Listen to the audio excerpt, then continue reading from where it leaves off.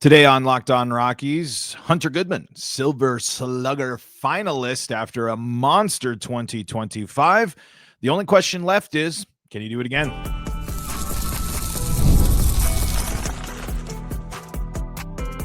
You are Locked On Rockies, your daily Colorado Rockies podcast. Part of the Locked On Podcast Network, your team every day. Rock on Rockies fans, welcome into the Locked On Rockies podcast for today, the 23rd day of October in the year 2025. I'm your host of the Locked On Rockies podcast, Paul Holden, bringing you your daily Colorado Rockies talk right here on the Locked On Podcast Network, where you can find your team every day. And if your team is the Colorado Rockies, then guess what? You're in the right spot, because that's what we do around here each and every day, free and streaming on your favorite streaming services and on the Locked On Rockies YouTube channel, where you can be part of the show. You can fire off your Rockies hot takes. You can let me know what's on your mind when it comes to the Colorado Rockies, like a lot of you had, and like a lot of Blue Jays fans, I believe, tuning back in for our episode earlier on in the week there, talking about the Rockies studying the offensive approach and philosophy of the Toronto Blue Jays. You can see all that on the Locked On Rockies YouTube channel. So go check it out. Like the video, subscribe. I know you hear that on everything, but it truly is, folks. If you want to help support the show, you want to help the show grow, you want to help the show get to more people, liking the videos, leaving comments, when subscribing to the channel is the best way to do so. So thank you so much for all of that, and thank you again for making us your first listen of the day. Today, I want to talk about Hunter Goodman. The Rockies apparently narrowing their list of finalists as well for the front office. I'm going to wait for that to kind of iron out a little bit more because it's, again, a couple more names, a couple more things listed, but I feel like it's a topic we really kind of hit a lot. And I want to let's focus on this Hunter Goodman conversation here.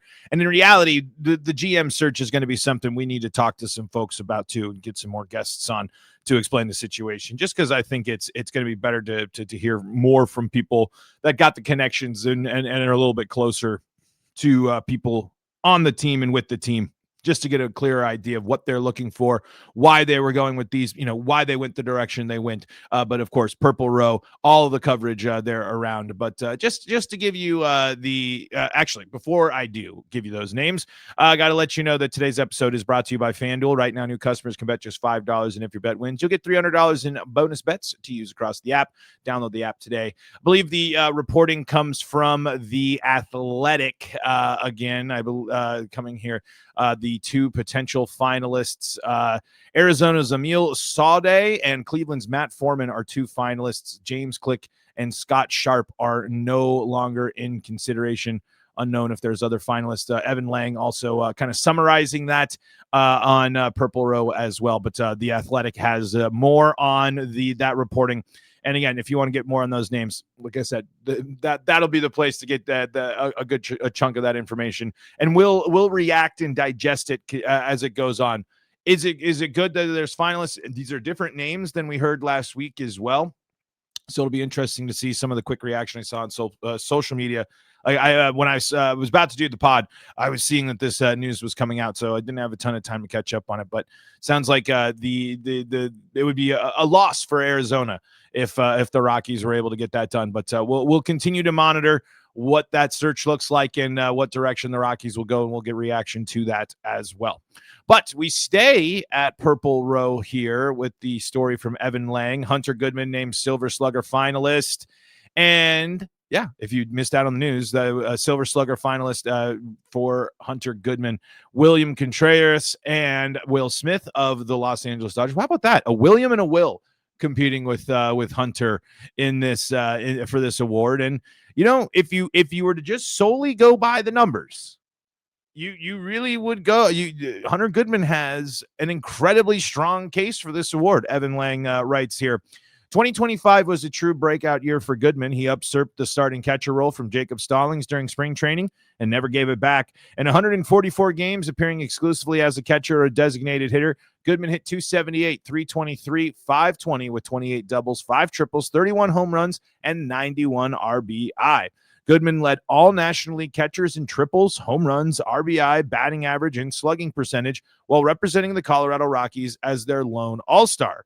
Goodman is also the only Rockies player still with the team to be nominated for postseason hardware. Ryan McMahon, traded to the New York Yankees, is a finalist for the Gold Glove among National League third baseman. I'm sorry. And, it's frustrating there. If you're competing for the award for Silver Slugger, which is basic, best hitter at the word, best offensive player at the position, whatever type of definition you want to use it. If you lead and again, this is for the National League, he's a National League catcher finalist for the Silver Slugger. And if you lead that position group in not only multiple categories, but very important categories, you should be considered the favorite. Obviously, Will Smith is probably the favorite. Will Smith had a great season. The Dodgers are where they are, and he had great production here. But we're talking about a guy that again, you can say whatever you want about the 2025 Colorado Rockies, but you can't say that Hunter Goodman had a bad year. You can't say that Hunter Goodman did not have a very impressive run through a very tumultuous time for the Rockies, taking full advantage of his moment in spring training. And then like Evan writes there on in the piece, not giving that up, knowing that this was Jacob Stallings, it wasn't doing, wasn't going to knock the socks off of anybody. So for Goodman to be able to come in and do that, to be so impressive, and then to maintain that throughout the season, to not only and maintain it in such a way in which he led National League catchers in triples, home runs, RBIs, batting average, and slugging percentage, and being a team's lone all-star, that should be argument enough. And throw your cores, throw whatever you want, but this is production. I mean, take the historical context of the Rockies franchise as well. We're talking about probably an argument for one of, if not the best single season performance from a Rockies catcher. Obviously, the record, was a part of it, the storyline of the Rockies, but it wasn't Hunter Goodman's fault. The reason the Rockies aren't labeled the worst team of all time win-loss wise is because Hunter Goodman hit 31 bombs and drove in 91. And again, the thing that makes it so what makes it so impressive for Cal Raleigh on the American League side is doing it as a catcher. It's very difficult we know how difficult it is for the Rockies to get success at catchers. Hunter Goodman led the team in every offensive category, just about. Batting average, home runs, RBI, OBP, hits, all belonging to Hunter Goodman. And again, he had 7 more home runs than Mickey Moniak. He had 15 more home runs than Jordan Beck, 15 more runs than Ryan McMahon. 16 more runs than Brenton Doyle, 20 more home runs than Michael Toglia. He had 23 more RBI than Mickey Moniak. And again, that obviously it highlights the issues and the problems with the Rockies. I understand. But this is a very, very good performance. This is if we were getting this level of production from catcher back in the day, Rockies would have been making some noise in some areas here. It's just unfortunate because I really don't think that he's gonna win any. He's not gonna win. He's not gonna beat out Will Smith, which is a shame. 296, 401, 901 OPS for Will Smith there. And again, I think there are great numbers here. Certainly. The OPS of for it higher, the batting. Wait. This piece, Evan Goodman led all National League catchers in triples, home runs, RBIs, batting average, and slugging percentage. I'm just looking at MLB.com 2025 regular season. It says Will Smith. Now that's okay. I think that's part of the catch there. There must be a difference in at bats here. Will Smith 362 at bats on the season compared to Hunter Goodman's 540 at bats on the season. So maybe the some context there in games played. But 362. Let's see. Yeah, that might be, maybe that's the difference there with Smith playing in, what is this, postseason? Yeah, I don't want postseason. Gosh, so annoying just looking through the Dodgers and they have multiple postseason things for you to go. Will Smith, 110 games, Hunter Goodman, 144 games. So yeah, I guess there, but still the numbers for Will Smith in that time: 296, 404, 901 OPS, 61 RBI, 17 home run. But I think overall, bigger picture, Hunter Goodman's numbers are just as, if not more, impressive. It just just kind of shakes out to a tough draw where how are you going to beat out any Dodger? Right? I mean, and then the Brewers are very good. I didn't look at let's see,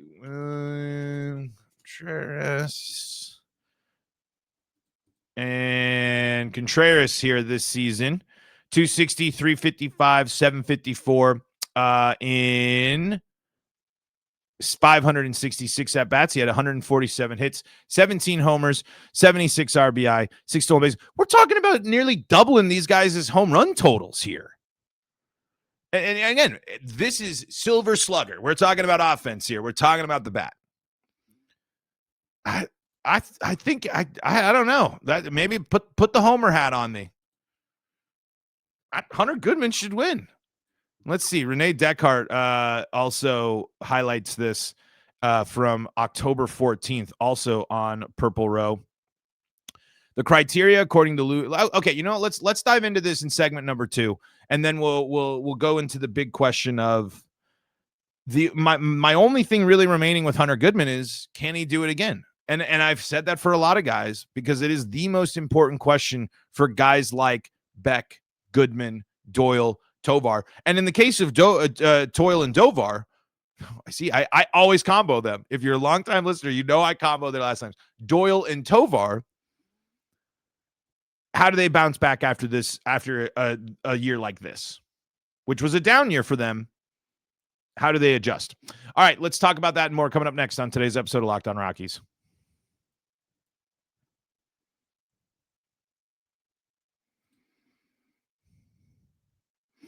Before we do that, though, got to tell you about the folks that help make this show possible, and that includes FanDuel. The NFL season is here, and FanDuel has an offer you don't want to miss. Right now, new customers can bet just $5 and get $300 in bonus bets if you win. That's right. Pick a bet, put down $5, and if it hits, you'll unlock $300 in bonus bets to use across the app. You can use FanDuel for so many ways. You can build parlays, go after player props, or follow the live lines during games. And like I said, you put that first $5 bet down, it wins. You're going to get $300 on bonus bets. You can use them across the app for those parlays, player props, and live lines during games. It makes watching football even more exciting when you've got a little something riding on the action. Whether you're a casual fan or love diving into the seats, FanDuel makes the game day experience so much better. So what are you waiting for? Visit FanDuel.com. That's FanDuel.com to download the FanDuel app today and get started. And remember, put that $5 down, win that bet, and get $300 in bonus bets to use once that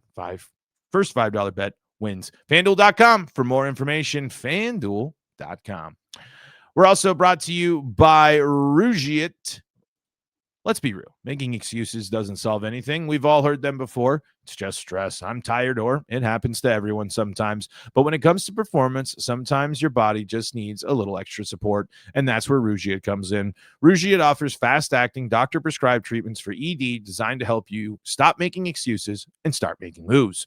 Rugiet makes it easy to get started. You can connect with a board-certified doctor 100% online, no awkward waiting rooms, no in-person appointments. And if you're prescribed, your treatment ships discreetly right to your door. The process is fast, simple, and private, and it's all handled by real doctors. Visit rugiet.com/LockedOnMLB to get 15% off your first order. That's rugiet.com/LockedOnMLB. And don't forget to use our code LockedOnMLB so they know that we sent you. Rugiet. Stop making excuses and start making moves. Locked On Rockies here, back with you on segment number 2 of today's episode of Locked On Rockies. Free and streaming on your favorite streaming services and on the Locked On Rockies YouTube channel. Lots of people checking in on our episode from earlier in the week, talking about the Rockies going after the Blue Jays offensive approach. We'll read some comments and more from that coming up in just a little bit. But we were talking about Hunter Goodman, his case for the Silver Slugger.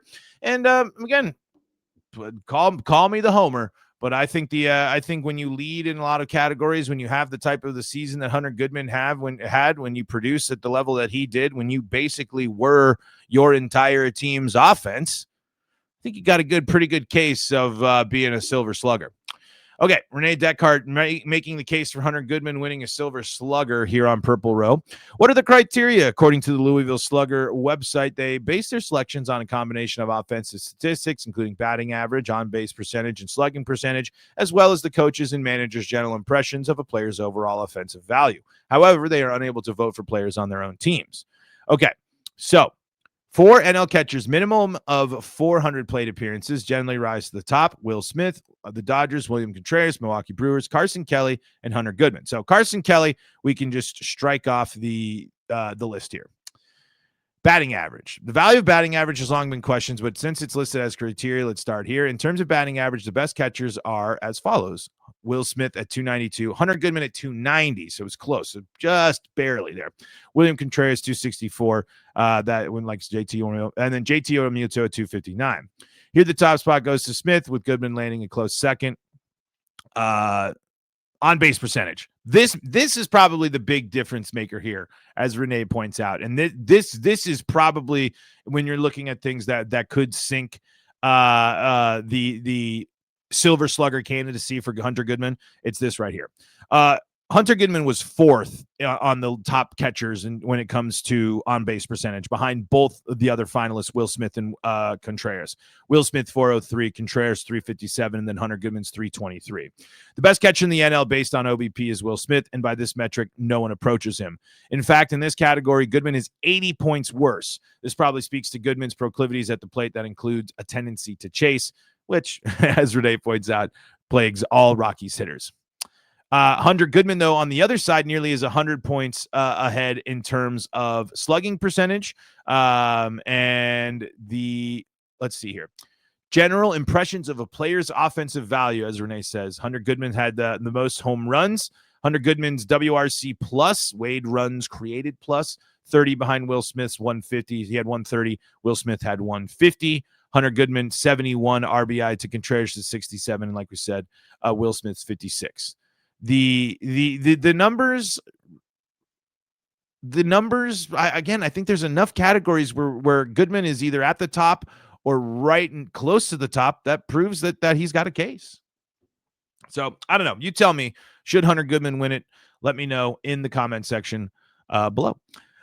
All right. Let's shift gears here to the follow-up on all of this. Silver Slugger. Great. Would be awesome to see. But the most important thing for Hunter Goodman is that this is the norm. Again, it might vary. It might not be 30 home runs. It might not be leading the team in RBI. It might not be 90 RBI. There might be hopefully there does come a day where Hunter Goodman doesn't need to be the power main 4-hole hitter, just because I think he'll be better suited in other parts of the lineup and be successful there as a bat that can do damage in different parts of the lineup, as opposed to being the guy the Rockies had to really, really rely on to be their power hitter, their slugging guy to drive in runs, to hit the ball, over the wall or drive it, go for extra bases. I just want to see this duplicated. I want to see him grow as a hitter, because if he's able to be this successful while still having the chase issues, while still not being as strong in the OBP category, on the on-base percentage category, as we'd like to be, as someone that's, as someone that's coming to a team that's really struggling with strikeouts, if he can be this good and this impactful at this stage, I hope that he is the type of guy that it won't just be a flash in the pan thing. I hope that he is someone that can produce on this type of offensive level consistently throughout his career, because It's really that's really the next thing we need to see from so many guys. I guess so many is in quotes, but at least for some names that we've started to really start associating with are going to play a factor in the next stage, the next chunk, the next part of the season, or not. I'm sorry, the next part of successful Rockies baseball. And obviously, he's got plenty of time still. He had a couple of the smaller stints there, but there's no sign of him stopping.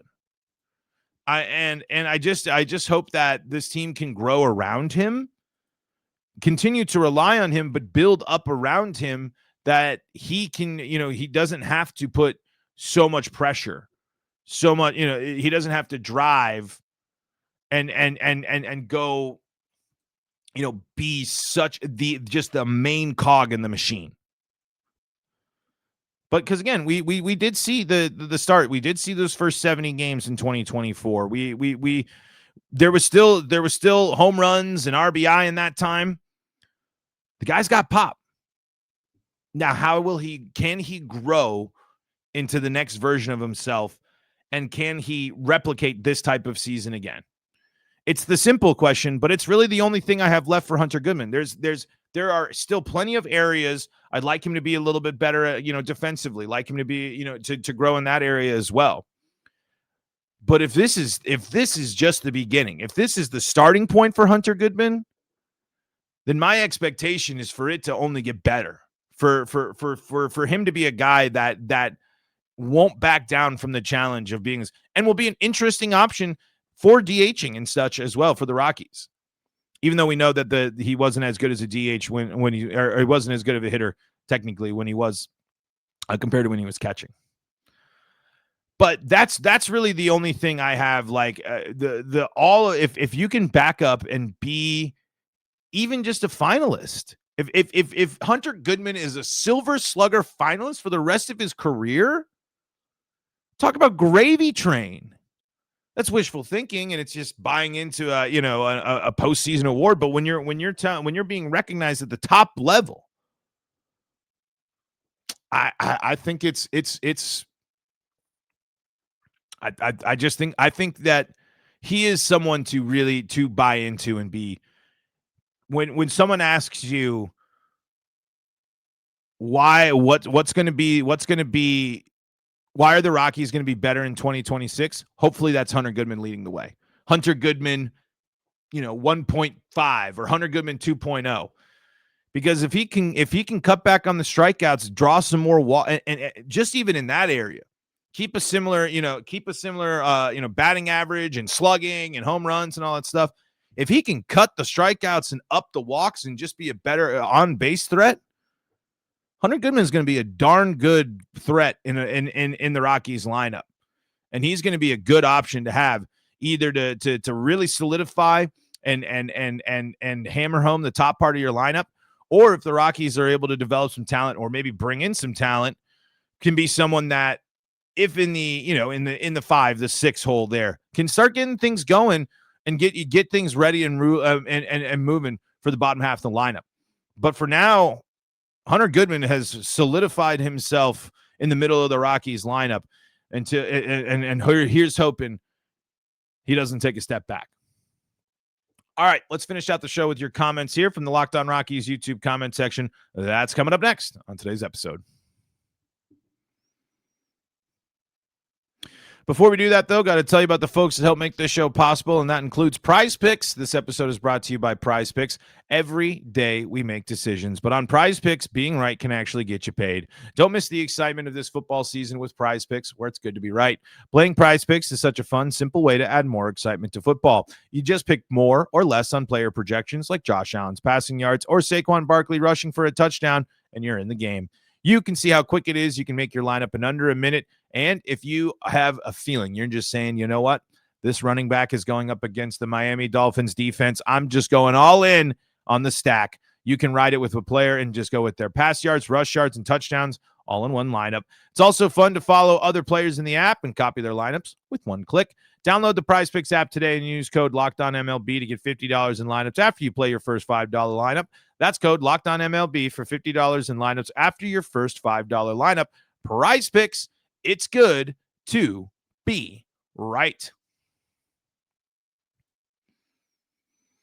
Locked on Rockies here, wrapping things up for your Thursday edition of the show. Thank you again so much for tuning in and hanging out with us here. Lots of comments over the past couple of days, which is always fun and always makes the offseason a little bit more engaging. But here we go from the Padres-Rockies crossover we had, talking about the big offseason. Felix says, why are you talking with the enemy, Paul? Just kidding. We need more collaboration episodes with other teams. I promise you, there will be more crossovers throughout the offseason. One thing I've learned, Locked On MLB hosts love us a crossover in the offseason, especially because it just makes, it's all speculation at this point, and why not get some outside, we're talking about getting outside perspectives for the front office. Why not get outside perspectives into the team? Jim says, I was rooting for the Padres in the playoffs, but sadly it was short-lived. What a day it will be when the Rockies take a few series from the Dodgers and the Blue Jays and the Yankees, etc. What a day indeed, Jim. Randy says, to be cursed, there must be some level of being good enough to be cursed. We can only hope to be at a level to be cursed. How many weeks are we postseason and we only get a whiff of new GMs? It's going to be a month. It'll be nearly a month. What is the most valuable position in the field other than pitching, and who do we have playing it? I'd argue, if depending on where you look, I think having a good shortstop really changes things, and I think the Rockies are in a great spot there. We've known that great defense at third base is a game changer. I wouldn't call it the most important position, but for the Rockies specifically, I think their two most important positions in the field are shortstop and center field. And even though Brenton Doyle regressed this year, both offensively and defensively, I'm still willing to give it one more shot until, if it doesn't go well, and Brenton Doyle becomes an interesting trade candidate at the trade deadline. That'll be a different story. I'm not ready to go there yet, but I'm just saying all options continue to be on the table for the Rockies, right? They have to be. But when you're asking what are the most important positions, I would say shortstop and then center field. You got to have someone that can handle what Coors Field is, and Brenton Doyle has shown that. Okay, I believe we're visited by Blue Jays fans here on our episode earlier in the week. So let's get some comments from the comment section here. Super Strike says, as a Jays fan, I'll always be grateful for getting Tulo off you guys. He was fun to watch, and I'll always appreciate his contributions with the Jays. Tulo rules. Tulo is one of the greatest Rockies players, and honestly, one of my favorite baseball players to watch of all time. Someone that, like I said, if longtime listeners know, if I could wave the magic wand, he would be on the short list of athletes to change their career when it comes to injury. Even with even with the Rockies betraying him and stuff, if he would have gone on to be healthy and had a dominant career, really, and I know he had some moments for the Jays, but being able to then go to the Yankees at one point where he was and be successful, he would have been a guy I rooted for all the way, especially because the Rockies traded away. Tim says, not just a team that rarely strikes out, but the Blue Jays also seem to get timely hits with runners in scoring position. It's the result of an overall team philosophy that's being implemented properly. This put the ball in play mindset all started with the hiring of their new hitting coach this season.